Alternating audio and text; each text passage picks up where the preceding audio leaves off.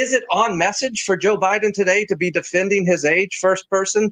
I don't think it is, because it feeds into the president's highest negatives, one of his highest negatives. But he's got to rest that back. I'm sorry to interrupt you, David, but as a communications professional, to be clear, the reason the president went out there and said what he said today, this was the second time he spoke about that report today. The first time he spoke, he was very presidential. He did not speak about the age issue or the mental, any of that. But Joe Biden watches television, and his aides watch television, and they see the tweets. And every single reporter looked at that special counsel report that I have right here next to me, and they all tweeted out the same lines. It was the conversation on television across various cable networks, and it created the environment where the president had to come out and defend himself. And frankly, now other Democrats need to step up and defend him as well. So there's a piece here that the campaigns have to do, but like, was it responsible for people to pick out that one piece of the report? I don't think so. No, critics. Now, is it on message for Joe Biden today to be defending? Wow. This is incredible what is going on. I had to jump in this morning all the way from Paris, France. This is incredible. Watching last night and seeing the reactions of many on this scathing report that exonerates President Joe Biden when it comes to the classified documents, but at the same time excoriates him for his age. Was it right? Was it wrong? Was it political? And more importantly, folks, who do we choose from? Who do you choose from? I'm not going to put myself in there. I'm going to put you who vote, you voters. Who do you choose? A guy who has accomplished in these 4 years that no other president has ever accomplished. A guy who, and now speaking to Black America, because we are the Black press, a guy who has done more for Black America than any president in history. You could take your two best combined, and you will not get what you've gotten from this guy. You take him, or do you take a guy that still says the exonerated 5 should be executed, that still says babies should be separated from their families like they did in slavery, even though you have the misinformed people like Killer Mike, the uninformed people like Killer Mike, saying he won't forgive Joe Biden for the crime bill in 1994. Joe Biden wasn't the only one. He couldn't have been the only one for the crime bill in 1994 that disproportionately hurt Black people. There were Black churches behind that bill. There were the Congressional Black Caucus behind that. One man can't get the bill done. But if you let Donald Trump run the country again, he's telling you that one man will be able to dictate everything. So you choose Killer Mike. You choose Snoop Dogg because he let a drug dealer out of jail and you're now for him. You choose the poison that you want. I think some people will say, we'd rather take the old man. But we're going to talk about that. We're going to talk about Jay. You know, Randy's here, so we got to talk about Jay-Z. We got to talk about Jay-Z because totally Randy must talk about his acceptance speech from the Grammys.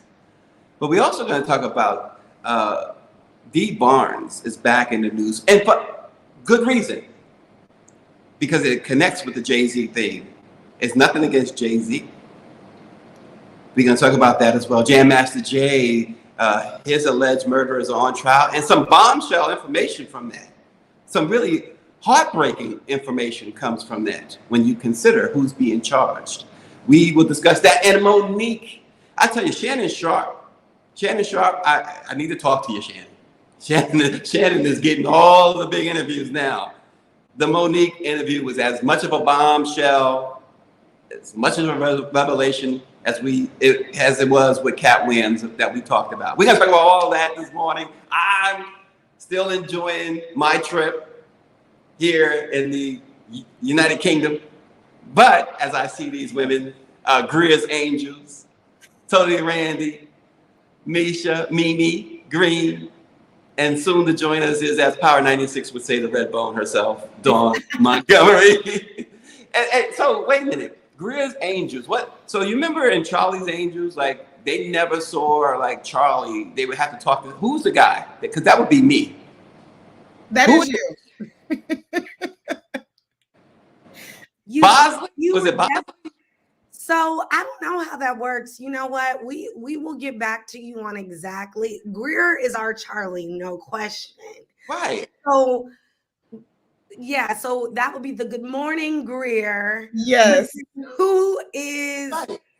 You're right, Stacey. You Yes. were I think definitely. his name was Bosley. Why did I think his name was Bosley? I think it was Bosley. Bosley, yes. I gotta go back and fact check, but I think you're our Bosley. Okay. Yeah. All right. So I'll be your Bosley. Yeah. So what's going on? It's good to see y'all long distance. I'm about 6,000 miles away, Randy. Are you having fun? That is the key question. As long as you're having fun, enjoying your anniversary, Stacey. 19. Can you imagine 19 years she's put up with me? You know, we already know she is an amazing woman. So It's amazing, right? Yeah. So I'll tell you what else is amazing. Watching why you can't stop laughing at me, Randy? What's your problem?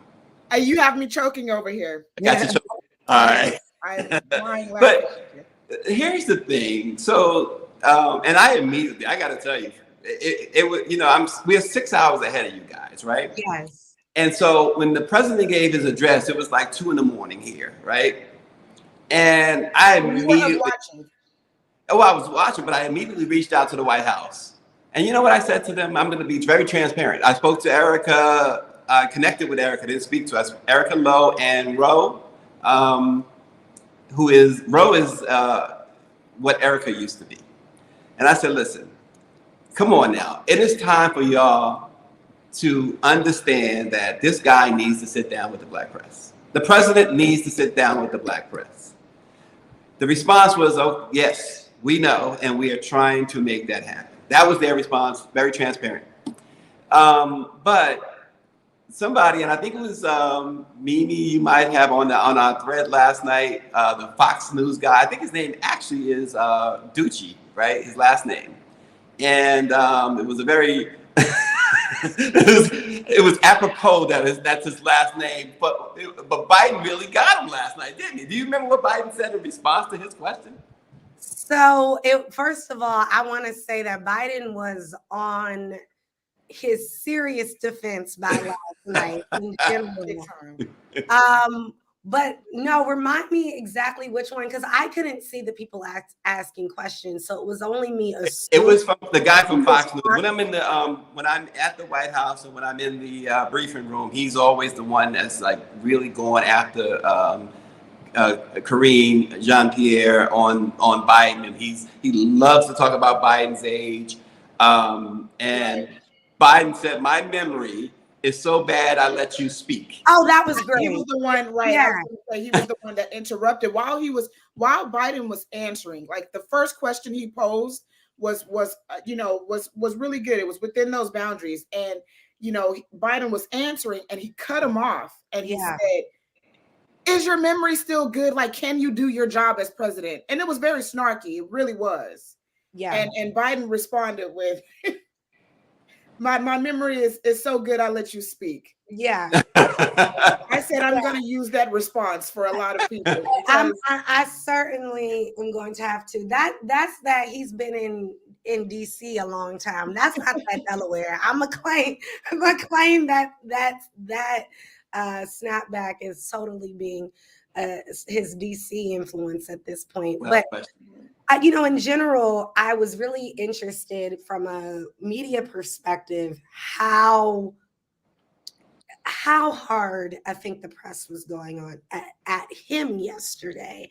I think that Simone Sanders clip was very interesting. I mean, obviously she has had sort of her ascension into the world that we know and love of her as this great thinker in general, being a representative for Biden as well as Vice President Harris and others. And so we know she's used to speaking on behalf in a positive way for this administration. That said, she was totally right in the sense that it was very interesting that that was all folks wanted to zero in on. Now, right.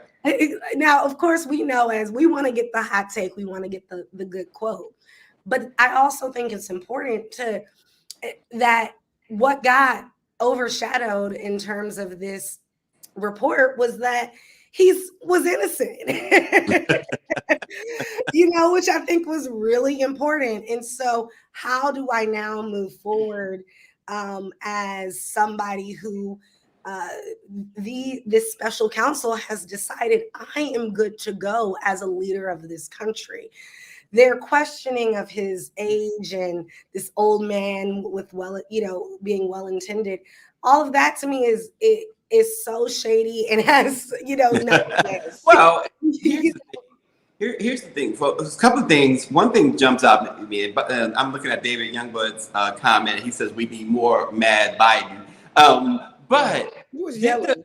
Randy, did the White House do right by Biden last night by putting him in that situation where it was uncontrolled. They were yelling these questions. I mean, I understand that happens often when the president is headed to Marine One or whatever to go to Air Force One or walk by, something like that. But in a situation like this, where this special counsel, who obviously was playing a political game here, was it wise to put Biden in that situation last night instead of a more controlled environment?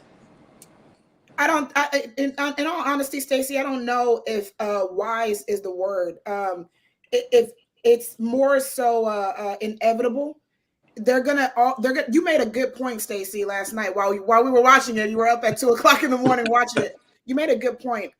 These people that are coming at him with these questions, they already have their agenda. They already have their mindset, and they're stuck on it. You're talking about standing on business. These people are standing on business. It doesn't matter, like you said last night, it doesn't matter what was said or what Biden said. At the end of the day, they are saying, hey, we don't like how you look. That's how it feels. It feels very ageism. That's what ageism. That's what I said, because it doesn't matter what he says. They're constantly attacking his age and attacking things that are associated with his age. Because they can't attack his policies. Right. And that's the thing that people should think about. Right. Even the border, even Democrats got mad at him because of the type of border deal he wanted, right? And wants, and negotiated in good faith with the Republicans. The Senate did. Charles Schumer, the Senate Majority Leader, Mitch McConnell, the Republican minority leader in the Senate, they all negotiated in good faith. And then Donald Trump tells the Republicans, kill the deal. And what happened? They killed the deal that they wanted, not the deal that the Democrats wanted, right? So they can't attack it. And Trump said that he's very outward, he wants that to be a campaign issue, the border, right? So they have his policies, his work that he's done. The economy is booming, and it went against all economic predictors that this economy would be booming like this. Right. Inflation talk is no more. The man has done an amazing job, right? Particularly given the fact, if you want to mix in age, for someone his age to be so, and look who, speaking of age, the younger one. Is she the youngest? Is Dawn the youngest? Yes, the youngest of the crew. Mimi's the youngest. I'm the oldest, actually. Oh, okay. Of the Angels. Yeah, I'm older than Dawn by a couple of days. It's like they're like literally so close in age. We are. Okay. Dawn said you, Stacey. Yeah, it's because of you. It's because you said, speaking of age. Exactly. That's me. Exactly, Dawn. That's standing on business. Let me tell you something. In the Kobe year of 2024, shout out to the Lakers, by the way, for his statue. Yeah, everyone is standing on business. But listen, so that's the sidetrack. Dawn came in and left, but she's coming back. Don't worry, Power 96. She's not going anywhere. But but saying all this, right? When you think about how it's been set up, it's been set up this way. The Supreme Court's arguments yesterday were very interesting because even Judge Ketanji Brown Jackson was saying that the framers of the Constitution did not intend to, or did not spell out, and so they didn't intend to include a president in insurrection. So the Constitution does state in the 14th Amendment, it mentions Congresspeople, senators, et cetera, et cetera. It does not mention the president. So what Ketanji Brown Jackson in her statement yesterday, and they haven't ruled, this is just in arguments, what she and Clarence Thomas and others, and hate to put her in the same breath as Clarence Thomas, but what they have essentially saying is that the president is indeed above the law. And if that holds, this is a matter of Colorado trying to keep Trump off the ballot, but if that holds, doesn't that mean, Mimi, that Trump, those charges, those 91 felony charges, and David Youngblood can jump in too, but those 91 felony charges essentially go away because he's above the law. I mean, it's terrifying, but that is basically what Jackson and at least the Supreme Court in general is seeming to be ruling on. Now, obviously, you know, I read this with the Black woman that I know, Ketanji Brown Jackson, which is that it sounded like though this person has been responsible for crime, he incited an insurrection, there is nothing in the Constitution that allows for us to punish him accordingly. Right. I think that was really a bummer for her. Okay. So, I think so. Yeah. Well, I want to make that clear. Yes, it's showing us that constitutionally, which is what Trump has been telling us all along, is that as long as he's president, he's above the law. We have to, you know, I think do all of the digging as reporters and talk to all of the legal analysts and all of the constitutionalists out there, et cetera, who can really do the digging for us to kind of flesh this out a bit more, because I'm trying to figure out how the highest court cannot see how someone with 91 charges and counting against them. But they can't. But Mimi, and I hate to jump in there, but they can't. They legally can't consider the charges, correct, the 91 charges, right? But what Colorado is arguing, I think Greer is right too. The other thing with an individual like a justice like Ketanji Brown Jackson, I mean, first of all, she's going by the law, which they all should go by the law, right? But the other thing, as Greer's pointed out, is the mess, the backlash, if they booted him from the ballot, would probably be so palpable that it's only going to help Trump, right? Were they concerned about that, possibly? Potentially, but I think that I think it really boils down to what's happening legally, which is what I think they would, if they could, boot him off. I mean, or else this would not be the work that they were attempting to do. It's the loophole. Exactly. It's the loophole. That's where we are. And unfortunately, our justice system as a whole, even on the local level, if you can find the loophole, you can basically do whatever it is you want. And that's what we're looking at here, because her saying constitutionally we understand constitutional, but as Anderson said in Colorado, if that's not an insurrection, I don't know what is. Right. I don't know what is. And how do you move from that to say that this person is allowed to run for president again? It is asinine. Yeah. And what's asinine is we know courts generally when a judge is sitting on that bench and he's looking through the law books, right? When there's an objection raised or whatever, this happens every single day, 1,000 times a day. He's looking at precedent, right? And sometimes he's afraid. The judge is often afraid to set precedent for fear that he's wrong, and that wrong may not be able to be righted. how in this case, we're talking about the Supreme Court, and they're saying that, yes, the Constitution says those who commit insurrection or are part of an insurrection, senators, governors, etc., are disqualified from holding office. But they're standing on the fact right now, it appears that they're standing on the fact that it does not say presidents. Right.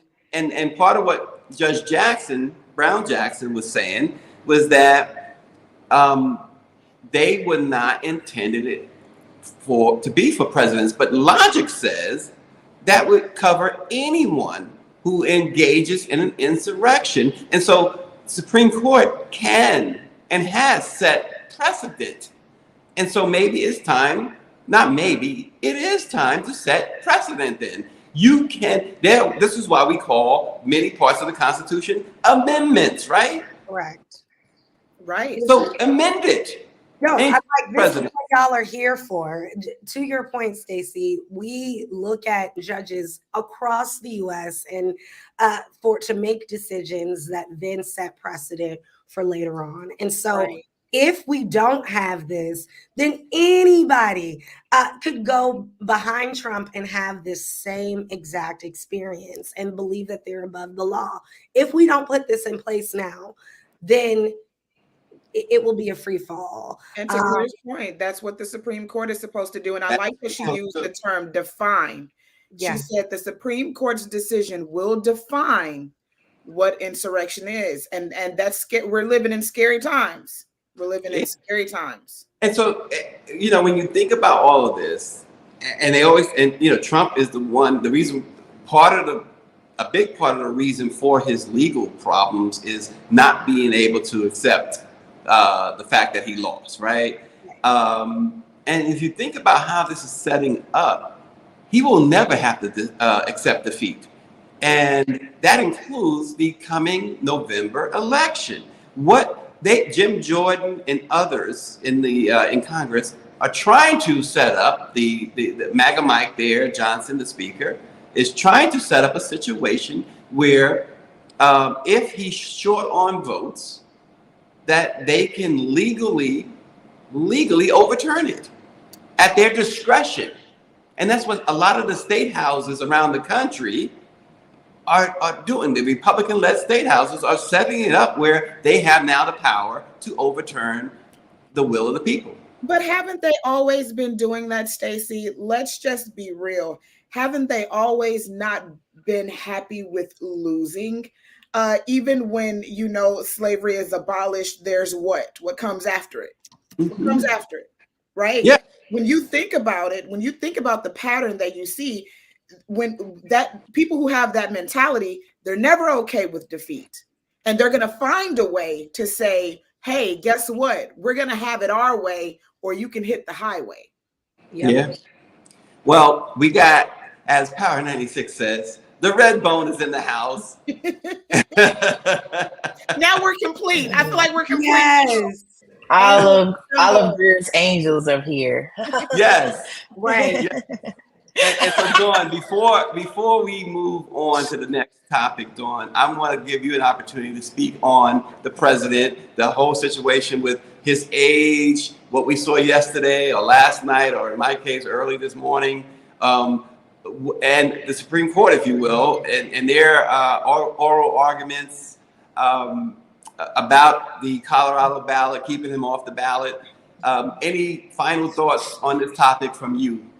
I think it's alarming. It's already alarming. And I think, last night was, for someone like me, who is pretty emotional about politics, like I got really, really frustrated, to the point to where it was like I had to keep myself laughing from crying, because like Biden was one step away from telling them to kiss his tail. You know what I'm saying? Like, and it's like, sorry, we don't need you to do that. Like he walked away from the podium. He went right back to the podium because he had to, make a point. And to me, that just shows that he's not necessarily in control. Like for a lot of people, it might look as if, he's addressing the public. He's taking it head on.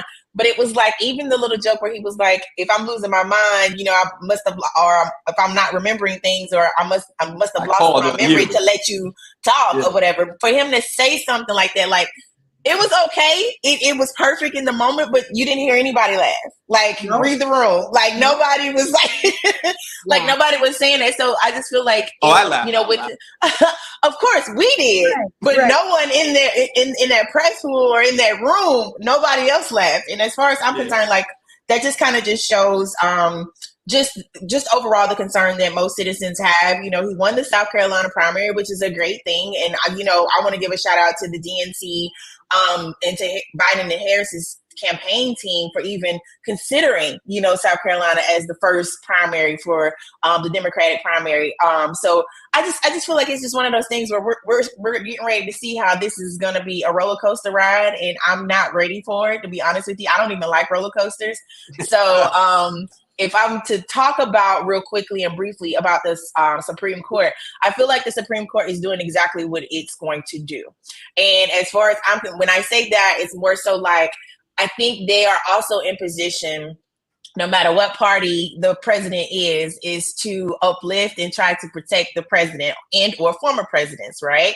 Because if and when it becomes a thing to where they actually have to hold them accountable, we can go down a long list of presidents to where they need to go back and go get, you know? Right. And so as far as I'm concerned, I think that because there actually is no precedence for this legally, they don't want to create precedents for this because we don't know who is in the pipeline to run for president later on down the road. But I know as of right now, it's not looking good for us. And I am very frightened because it really does look like they're doing everything that they possibly can to leave this door open for Trump to come back in and be elected. Well, it seems like they're doing more than just leaving the door open. It seems like they're trying to make sure that they bring him back in. But Dawn, I have to tell you what Power 96, his greeting this morning to. Good morning, Miss Redbone. It is a pleasure for my eyes to see you. I love it. I love it. Let me tell you, this is really becoming a thing. If you don't wake your woman up like that every single morning, why are you alive? Okay, Power 96. Right. I absolutely love it. I love to hear it. Okay, that's amazing. That's amazing. But Dawn, you're so right. We literally just we said that when we were talking earlier about the loophole. Also, I love to Stacey and Mimi's point. You know, he was exonerated, but nobody focused on that because it's all about how he looks, how he walks, his age, what's associated with that, his memory.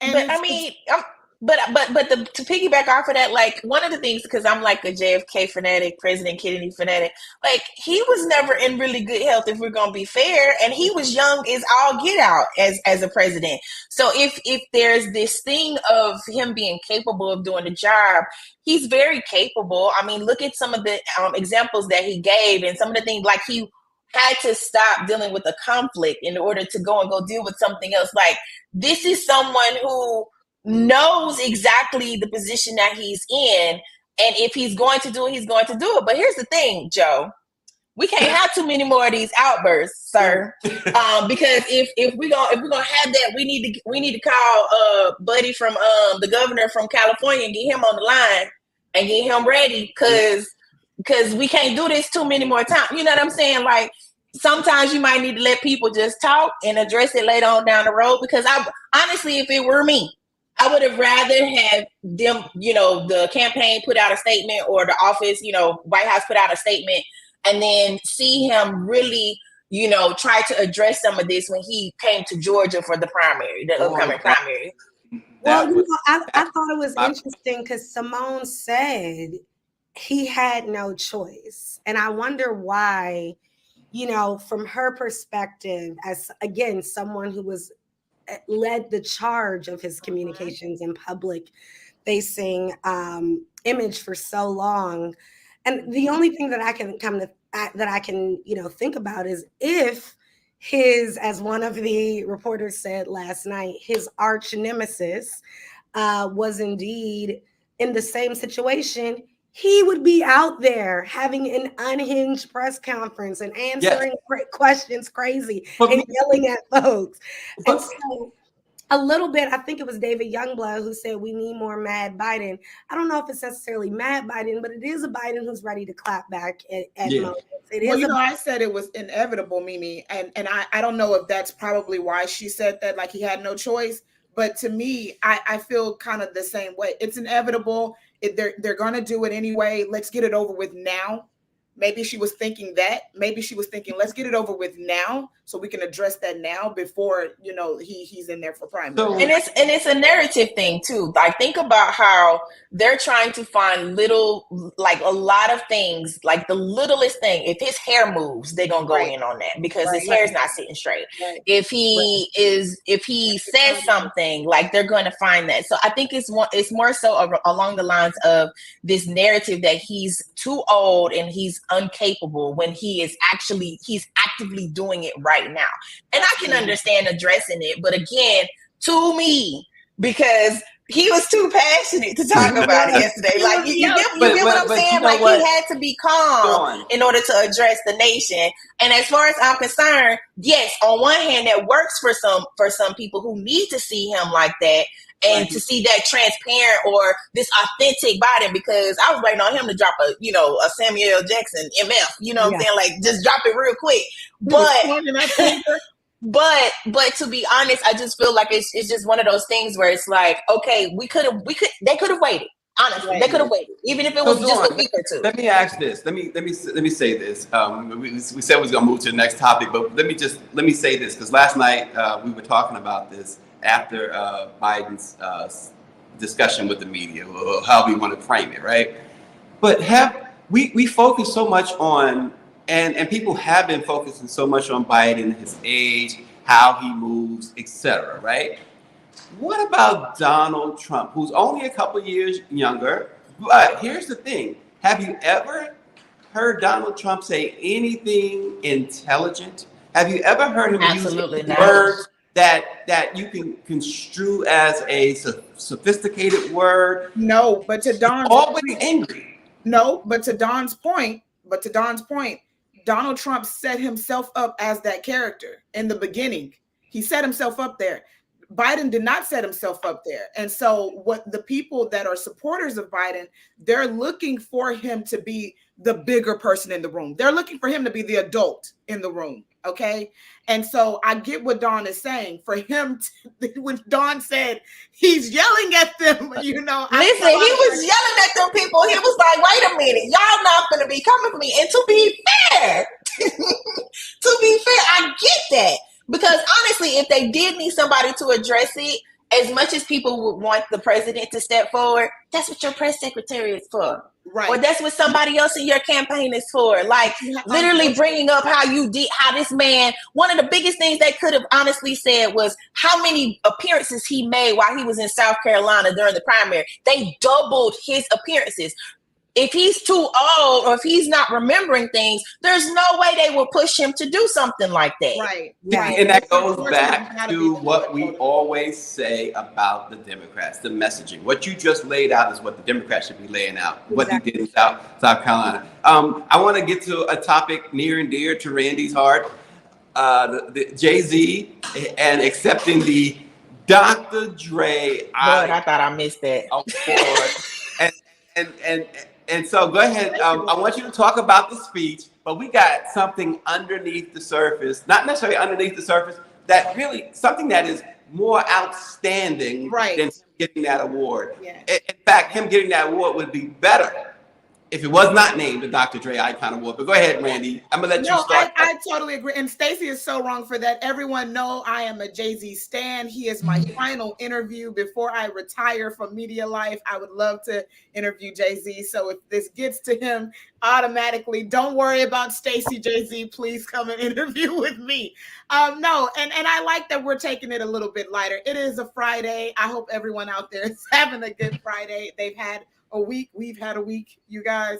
But I wanted to address his comments about him accepting the award, not more so him accepting the award, which he kind of overshadowed himself.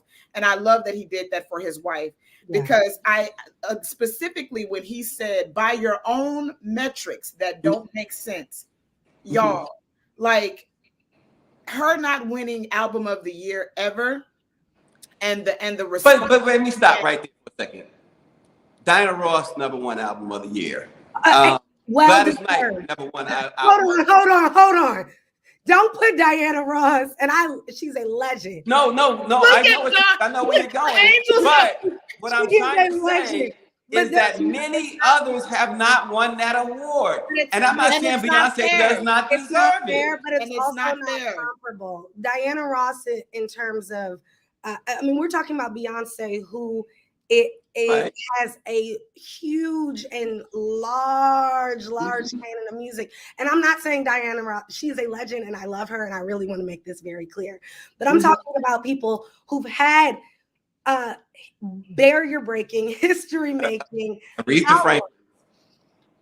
know, and the fact is Beyonce's had several. And I think Prince has zero. Prince has zero.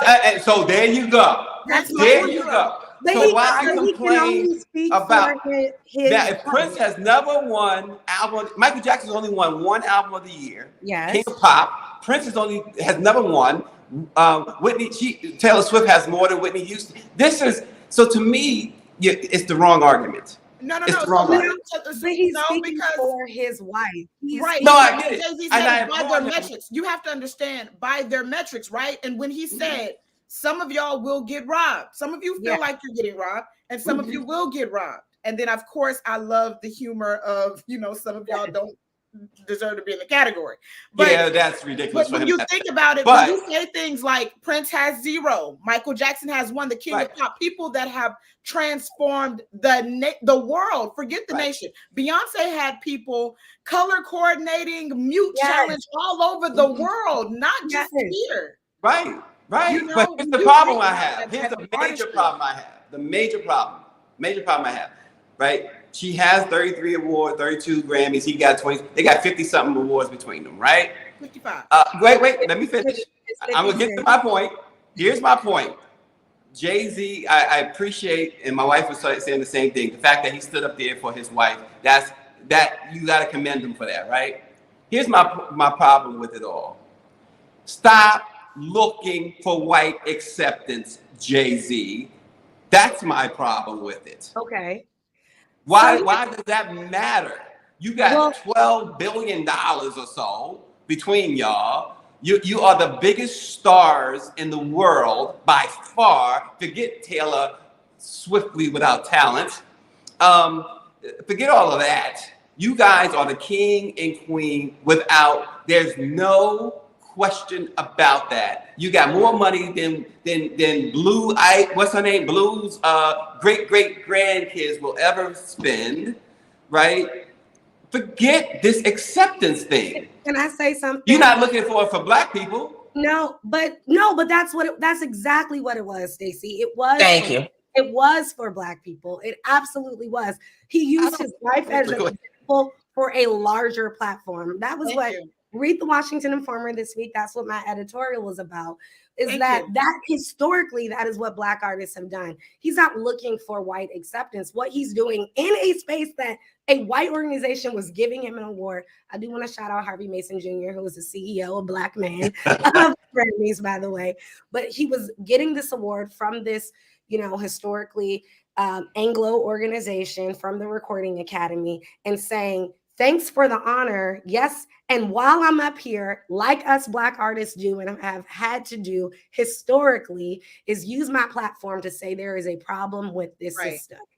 And so I think he used the example of Beyonce, who is his wife, for a much larger conversation. He can't, you know what I'm saying? Who knows the what he really wanted to say? I'm sure Michael Jackson, I'm sure Prince, I'm sure Whitney Houston, I'm sure Diana Ross were all in the back of his mind, but he spoke about the problem that is the system within the Recording Academy. So go to the Vibe Awards. The NAACP Image Awards. Jay-Z there. But why bother is what I'm saying. Why bother with them? You don't need them. It's the platform. It's the platform, Stacey. What you say, Dawn?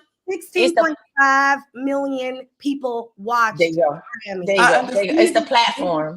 He's not going to get that at the NAACP. Yeah, no. Time out. I disagree. Y'all right to a large extent. Y'all have proven yourselves more right than I have, right? But to one thing, and I've said this, I say it when I talk to people, superstars, about interviewing with us. And I said it to the White House about the Biden. I don't care where Jay-Z or Beyonce go, where they appear. 100 million people are going to be watching whatever platform. They came on this platform. The highest viewership we've gotten here, we interviewed Ziggy Marley, and it was like a few million people watched. It was crazy. It was like one channel had 168,000 watching at one time. We had like comments flowing an hour before we started. There were comments, right? No matter what platform they use, people are going to watch. And so if they go and perform at the NAACP Image Awards, for instance, they are going to get the same audience. There's no question.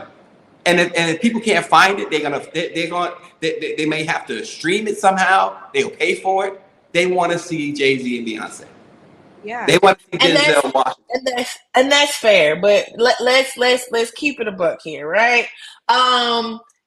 Jay-Z knew the platform he was about to be on. He was prepared to say what he wanted to say.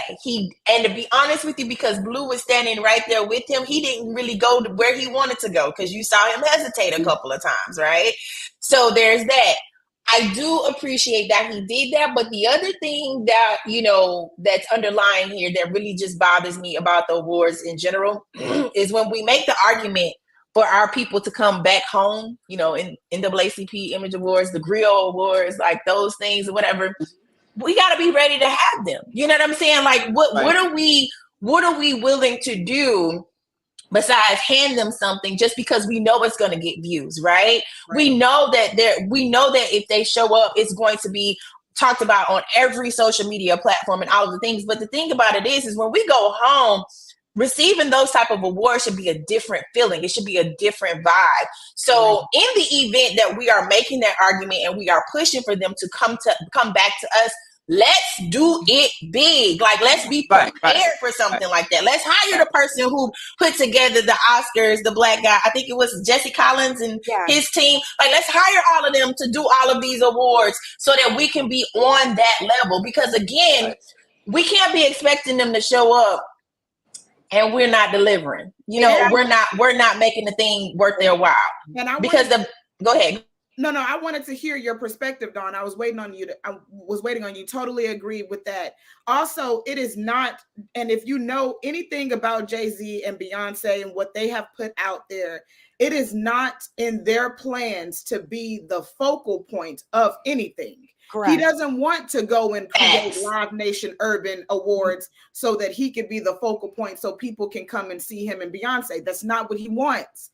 What he wants is for Black artists to get the respect and accolades that they deserve. Yeah. Okay, that's what he wants. He wants the hip hop awards and the rap award, the not hip hop awards, but he wants the hip hop genre to be live streamed. Like, he wants that to be aired live. What he wants is for rap artists to receive their awards on TV. That's what he wants. He wants the respect that we have earned. He wants the accolades that we deserve to be given to us. He doesn't want to be the focal point, Stacey, of anything. It doesn't matter that just because him and his wife are present, they're going to get the numbers. That doesn't matter. That's not his focus. His focus is as artists, as Black people who have created literally almost all of the genres. Yeah. Including country. Right. We need to get the accolades and respect that we deserve and have. So here's something else. Sorry, I just want to go ahead, Mimi. Real quick, because I think the other thing to point out is that what he said about the awards and sort of the unjust nature of it was, I think, completely overshadowed because that overshadowed really the crux of the conversation, which is to keep pushing.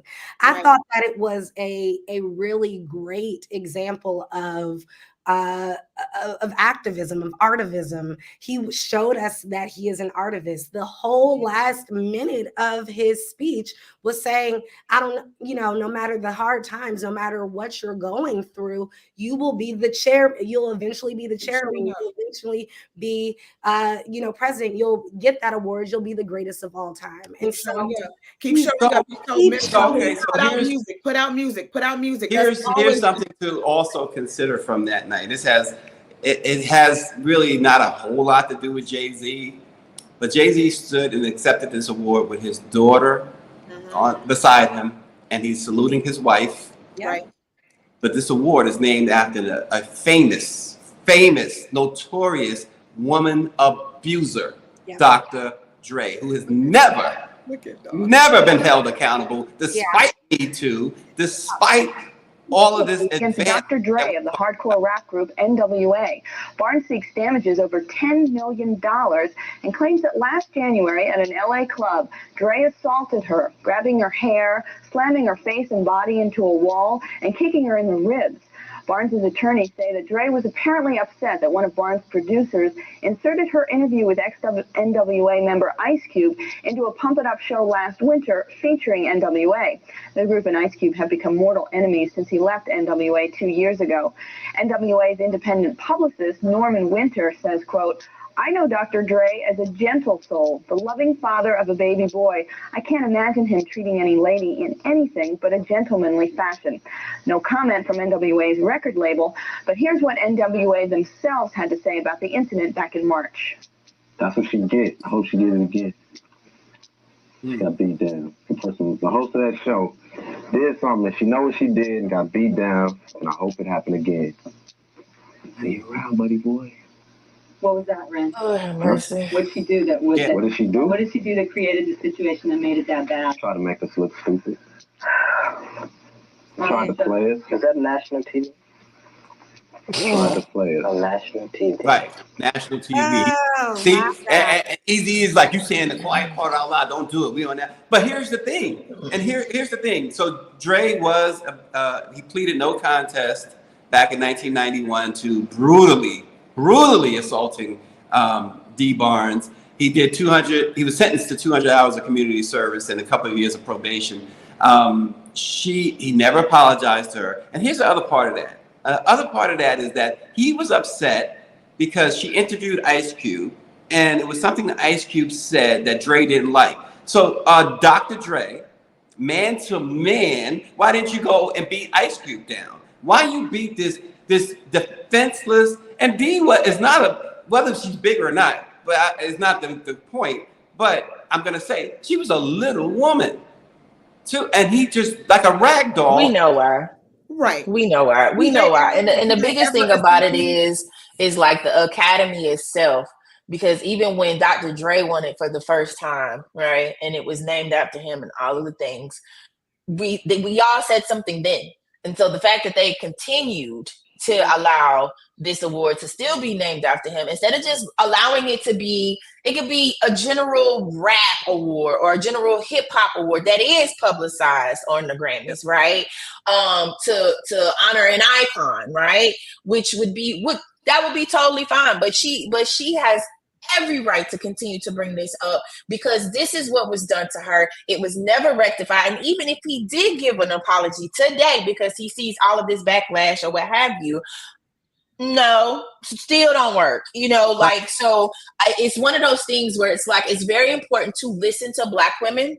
It's very important to always understand that this shit happens to us and we still have to go on about our days, being a mom, a wife, or a single mom, or somebody's employee, or running our own businesses and being in the community. We still have to continue to go on. So if and when I have to sit here, even if I'm not physically watching this and I'm realizing that my abuser is being platformed yet again, after I have told you what this man has done or what he has meant towards violence against women, Black women, because she's not the only one. There's more Black women. So as far as I'm concerned, the Academy needs to go back and have a conversation and let Dre know, hey man, we ain't gonna be able to continue this, but we appreciate you for allowing us to do that and keeping it moving. Because as far as I'm concerned, the more that they keep that going, the more that they're platforming violence against women. And would they have Mimi, Randy?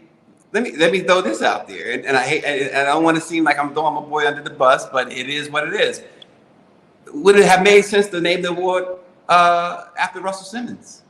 No, absolutely not. He's more of an icon than Dre, right? But I okay, so like another man. No, I know that. No, I'm not saying they should. It shouldn't be named after nobody. That's my point. Right. Nobody. Yeah, but they did name it after somebody. And my question really is, why Dr. Dre? It could have been Jay-Z. There's no track record that I know of. So I don't know the history behind why Dr. Dre. And I get what you're saying, Stacey. You're saying what other global impact icon award could name the hip hop icon, right?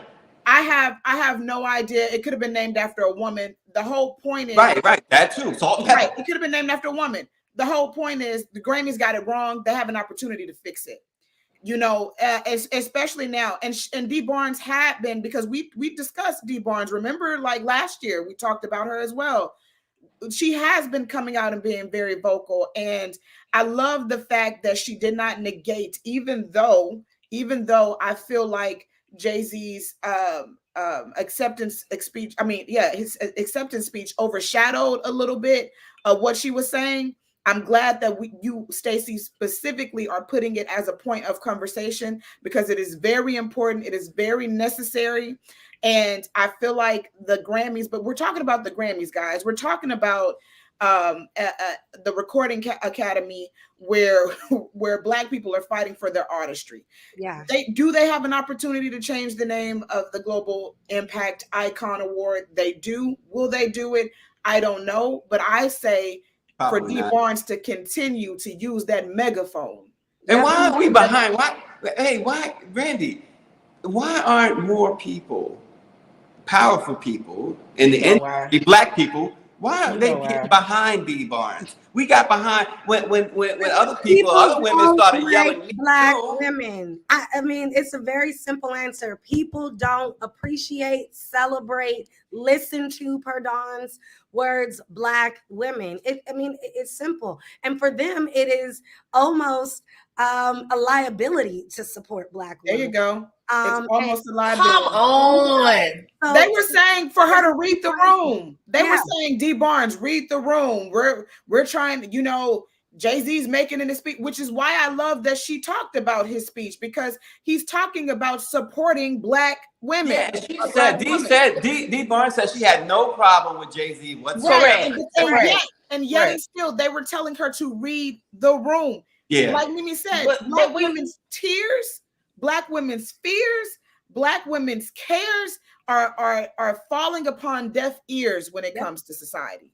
Yeah, and I think Greer just nailed it. She just nailed it. She says that Dre has way more power than her. Her career went dead after she was assaulted, and Dre became an icon. That speaks volumes. But her voice is still powerful, because even if she's not able to have that power play, she still has her truth. And I think that that's one of the biggest things that I tell other Black women is, no matter what happened to you, you should be able to find your voice to voice what happened to you, or say it out loud.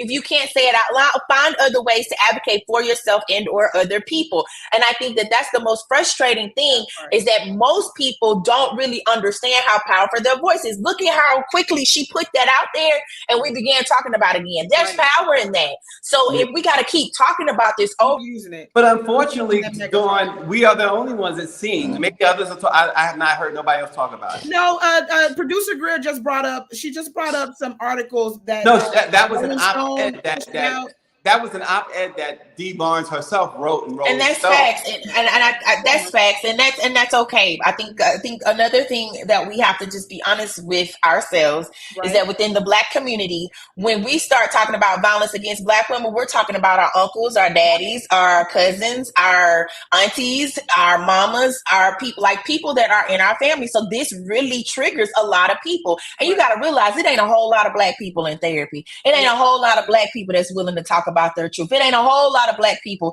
that's willing to stand on something by themselves and continue to talk about it and really, really advocate for more than just themselves. Because if we're going to be 100, she's not just talking about herself. She's talking about other women who were affected and or have been affected, period, whether it's by him or somebody else. And the sign that it represents. Because what that we're saying here is that we can name this award. So look, my dog Raina, who is a Black woman, okay, let's be clear, she's a Black queen, and period, is also very angry regarding this. But the sign that the Recording Academy is saying it's okay to be an abuser and to hurt Black women. Well, things will blow over and we'll now have an award in your name. It's problematic. It needs to go. But one thing I also wanted to say, because Stacey read out Greer's comment, which she was spot on, was Dre has way more power than her career went dead after she was assaulted, and Dre became an icon. But the only thing I want to reframe is it was after she spoke out. Right. Okay. Yeah, because if she didn't say anything. Yes. And so if she had not said a word, she would still be beloved. She would be probably smiling and grinning and bear it as Dr. Dre continued on this ascension of success. Mimi, let me ask you this, Mimi. And I know the answer to the question. I just got to throw this out here. When an abuser goes unpunished, what happens with that abuser? What's the chances that he's going to continue to be an abuser?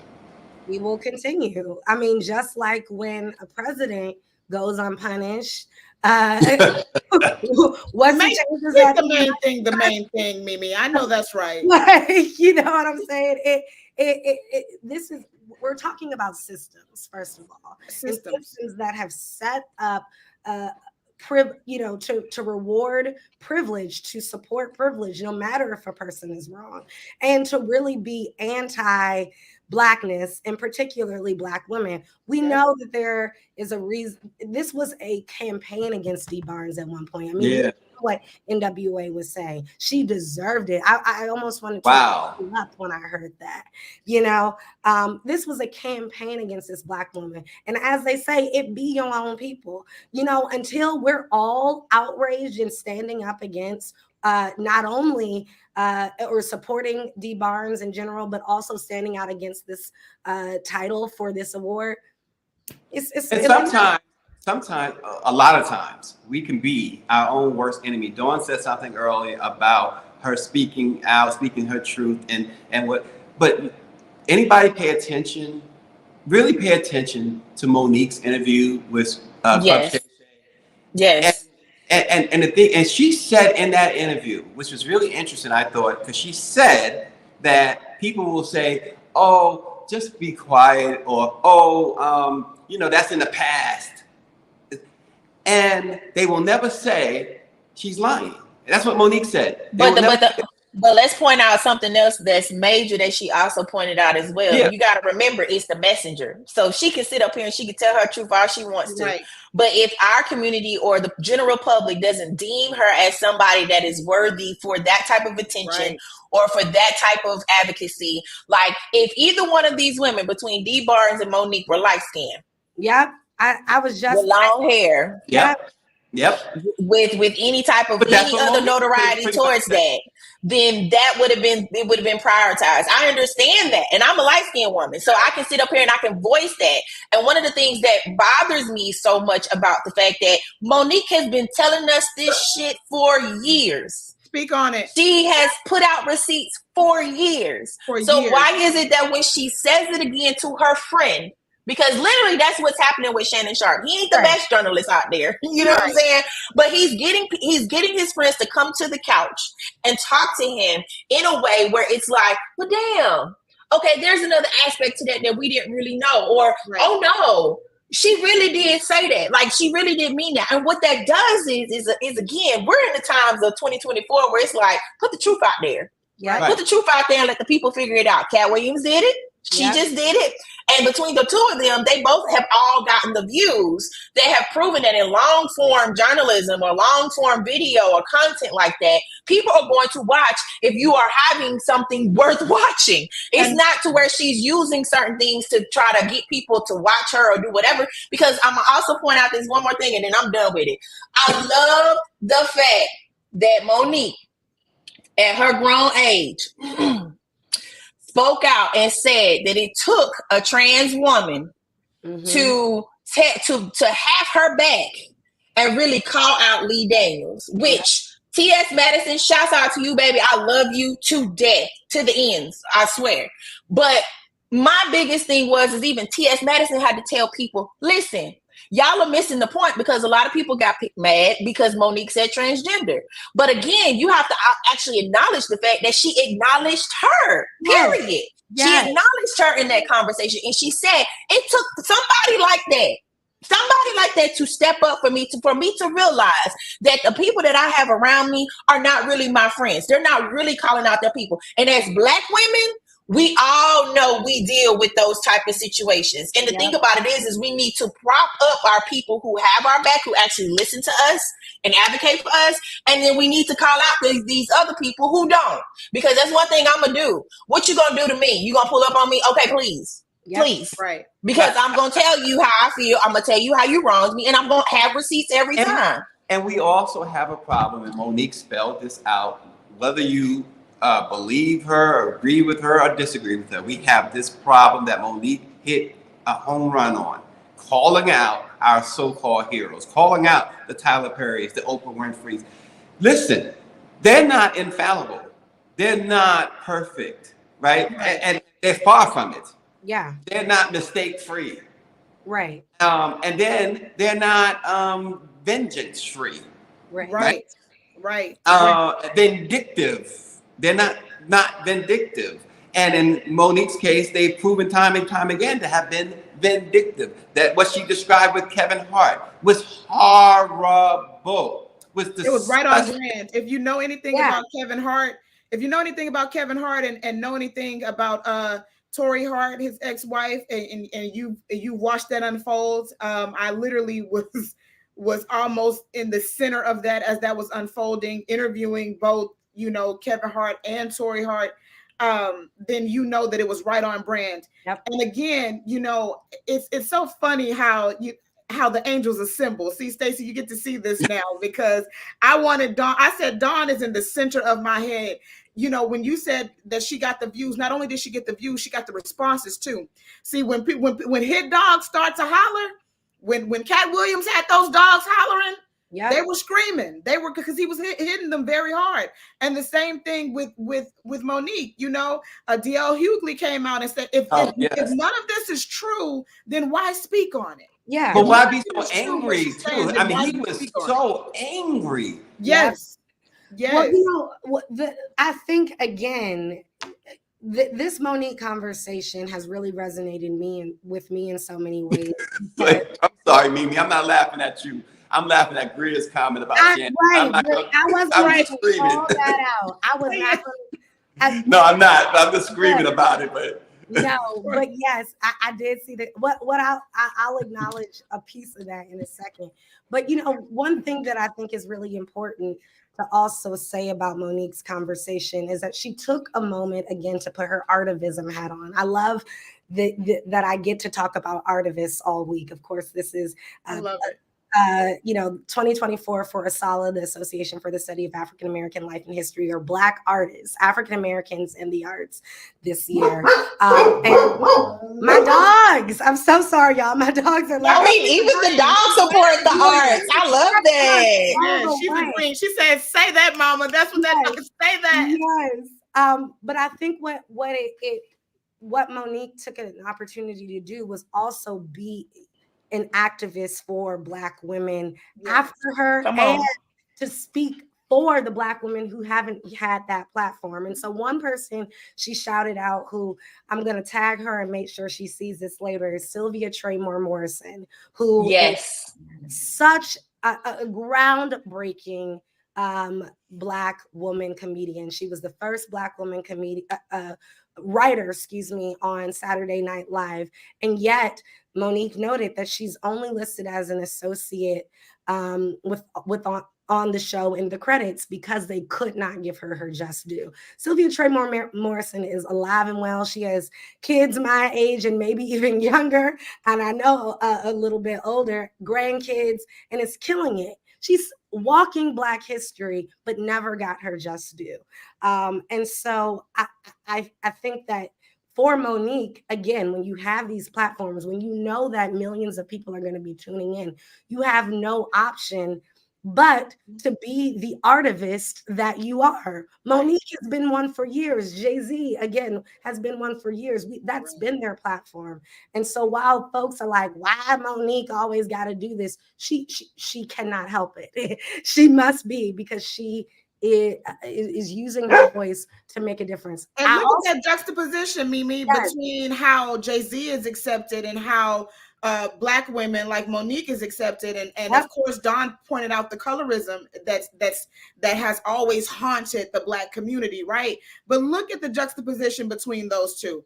You know, how they dare not, like, of course you're going to have a little bit of your people that come from Jay-Z, but honestly, a lot of people do not come for him. They praise him. When it comes to Monique, they question her. Oh, I come for Jay-Z. The other part of that, I come for Jay-Z.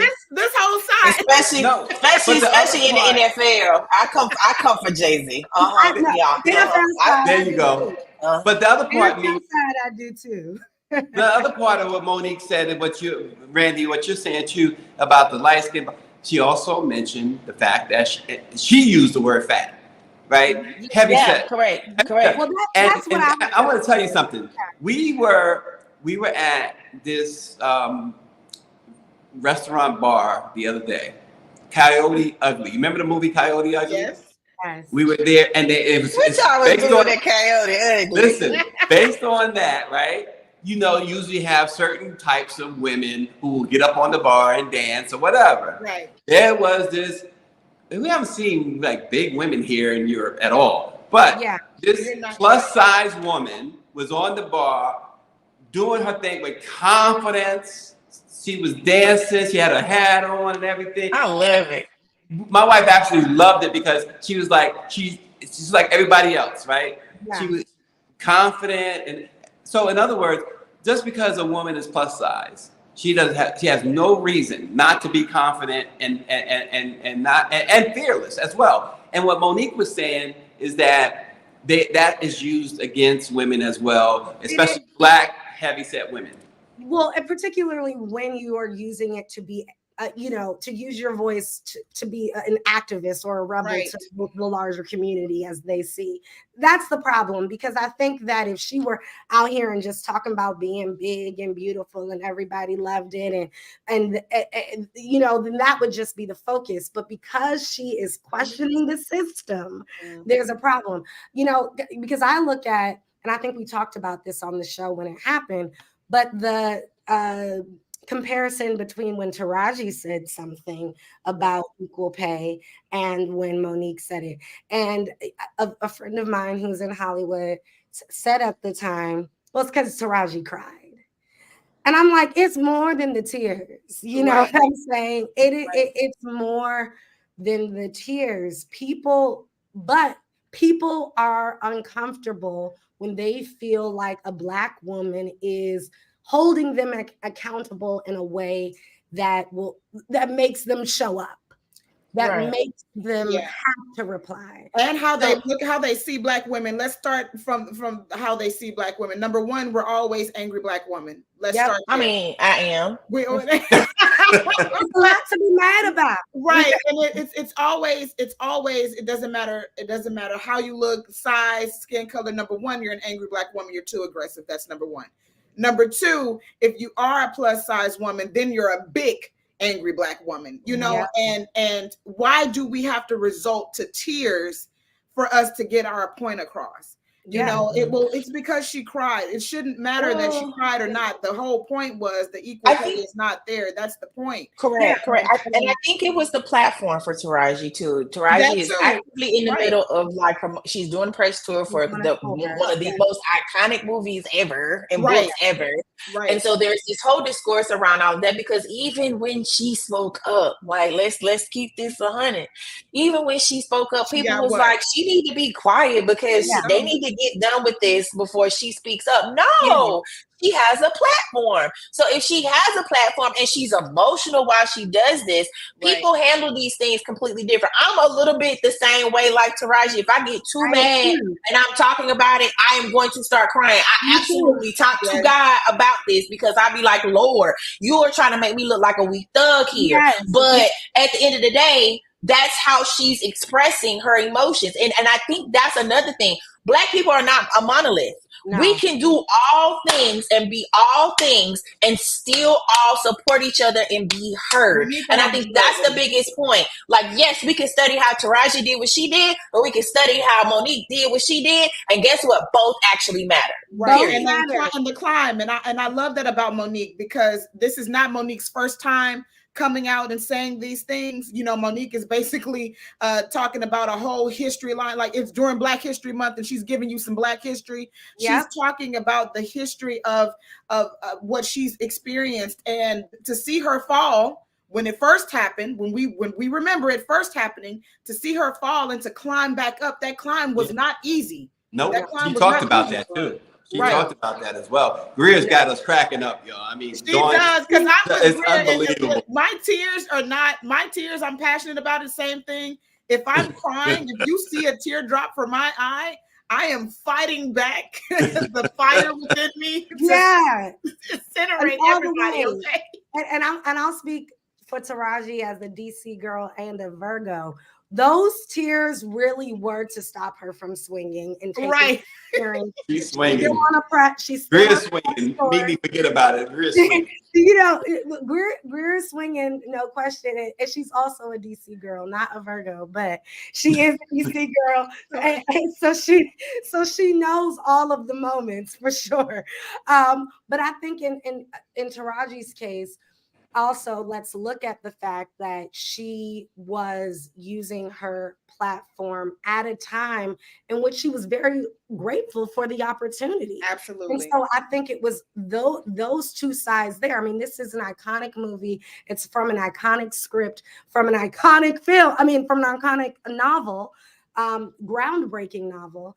And so I think all of those were important. Those conversations that they were having around Black women still allowed Taraji to use her artivism in a way that I think was key. I just want to also say real quick, I had a huge problem with DL Hughley talking about Monique's weight and saying that how does she post a video every day and still gain weight? Though, you know, if anybody wants to come for DL Hughley, now is the time. As soon as you start talking about at the press conference at the White House, nobody laughed at that. I didn't laugh at that. Like, what's funny about that? Ha ha, he. What's funny about that? Okay, she called her own self fat. Whatever you feel about her weight, like who's laughing at that? Like, it's not funny. Everybody say what's up to Flavor Flav, who has sharing our stream on his platform. Flavor Flav. But listen, and speaking of Flavor Flav, and hate to cut it short, but Jam Master Jay, the trial of the individuals, Jam Master Jay is going on even as we speak. But we learned something that was really heartbreaking, and that is that one of the individuals, and I think Greer said it, his god brother or godson or something of that nature, that close to him, basically was in his house from a childhood on, and to have godson, and to participate in the murder of Jay, and you guys, it's bad enough that he was murdered, but it's absolutely devastating. We had Curtis Blow and Russell Simmons on last week, and Curtis was saying, Russell talked about how he couldn't, he had to walk away. He had to, But Curtis was saying how close the individual was to Jay and how heartbreaking that was. This is devastating, ladies. So I don't know if it's too soon to say, but again, we just said it be your own people. And you really have to watch who you're surrounded by, who is in your inner circle, who has access to you. My Kobe year motto has been about protecting my energy and my peace. Because in order to be the storyteller that I want, in order to be the artist that I feel that I am, in order to be the woman that I want to be in this world and to show up, the peace and the folks that are around me is so incredibly important. And Jam Master Jay, with who was not only iconic and groundbreaking in so many ways, but he, imagine if Jam Master Jay was still here, right? And maybe the Global Icon Award would have been named after him. But I really think it's important that we look at who we're surrounding ourselves with. And unfortunately, hip hop has been a really great platform to have that conversation, even to this day. With some of the losses that we've had, with young hip hop stars who have been killed by folks, because they knew where they were, or they kind of knew the person, or there was some sort of conversation. And so, it is tragic. I can only imagine the level of betrayal that family and those who are close to him and but protect our peace. I'm sorry, Mimi. Also, like the biggest thing about this is even if you know who all is around you and you isolate yourself, somebody's still gonna come for you. Like, and I say that from a standpoint of if and when you have people that see what you have and they want to be there, or they knew you when, but now they see you now. Yep. They're going to do what it is that they want to do in order to take you down. And I think that's a deeper conversation. Again, we don't have a whole lot of Black folks that's in therapy because we still, we know in 2 in 5 people that are actually diagnosed with mental illnesses and are not getting help with that, so to me, and the ones that are lying in therapy, some of them.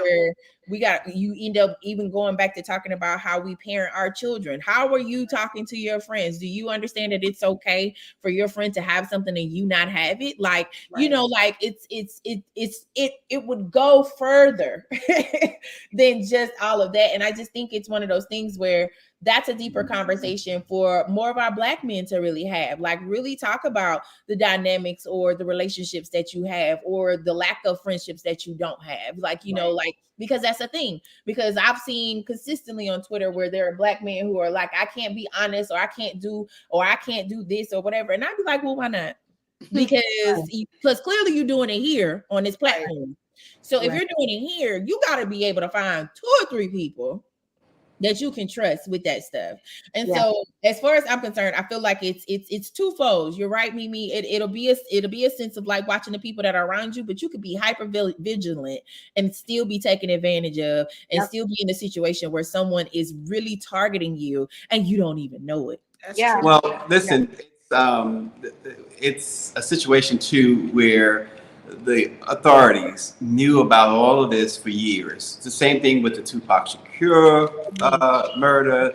Same thing with Biggie. They've always known the street code of no snitching. Even aside from that, they knew who the targets were. They knew all of this, and it also helps us to appreciate. We talked about how Black women don't matter pretty much to the society as a whole, but when it comes to these Black hip hop artists, when they are murdered, it's just doesn't mean anything to law enforcement and people in general, it seems. Especially then, then we're talking about a time in which there was not as level of urgency in talking about the unjust nature of our system in general. I mean, we had these types of conversations, but we're also looking at a great moment where hip hop artists and Black artists in general culturally are celebrated in a different kind of way. And so I think now folks on a larger scale are saying this is a major deal. This is a huge loss, not only, for these people's fans, but culturally it is not only a big deal, but if we don't find who did this, it again will be a free-for-all. It'll set a precedent. And so I'm happy decades, later in these cases that folks are coming to the bottom of it, or getting to the bottom of it. I also want to say that you're looking at different, administrations in terms of these law officials. And so shout out to whoever these people are. Well, before we go, Greer did pass along a note that defense lawyers have sought a mistrial in the case against the two men charged with the murder of Jam Master Jay, saying prosecutors improperly guided a witness to testify that one defendant confessed to her decades ago that he killed Jam Master Jay and told her people get what they deserve. It's unbelievable, folks. It's unbelievable. Are we surprised? Are we, Right. It's unbelievable. But of course, the Redbone and Mimi, and of course, the soon-to-be second-time mom, Totally Randy. When does the baby do? In May. You have to have a baby shower, a virtual baby shower. Baby shower. Don will be on that. Greer. We appreciate this. That means so Greer's Angels. So does that make it a grand angel, the baby? She has to earn her keep, baby. We put in work. No, I mean she's got to have a title. I mean, come on now. Right now, she is the Angel's baby, and we love her. Okay. We love her. But I don't know, Dawn. What do you say, Dawn? Dawn's always got some interesting perspective. I'm gonna sit her with Grace, Dawn. I'm gonna sit her with Grace. She's gonna chill over there with Grace. Listen, Grace will get it right. Grace is so bossy. Grace is getting ready to turn the big 5, so y'all know That's perfect.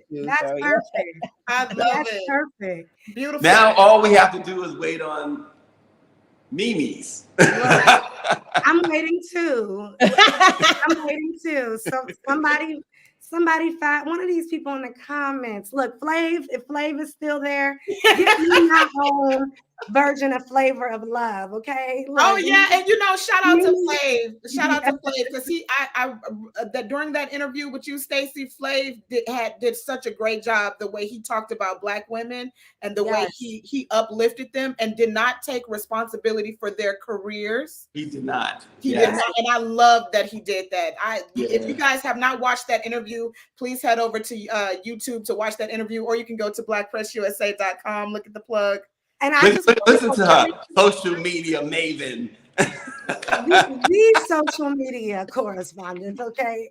No, but I also just want to give a quick shout out to this week in the Washington Informer. I have a Black Power music sort of mixtape my dogs are over it. But anyway, Public Enemy is the front of the article. And of course, Fight the Power, both the Isley Brothers and Public Enemy's version is there. So Flav, you're looking really good in the front cover. So Mr. Everywhere, man. Washington Informer, you guys. Make sure y'all check it out. There you go. Dawn, Mimi, and of course, Randy, thanks so much. And everybody, thanks again for joining us. We're back again on Monday. Have a great weekend.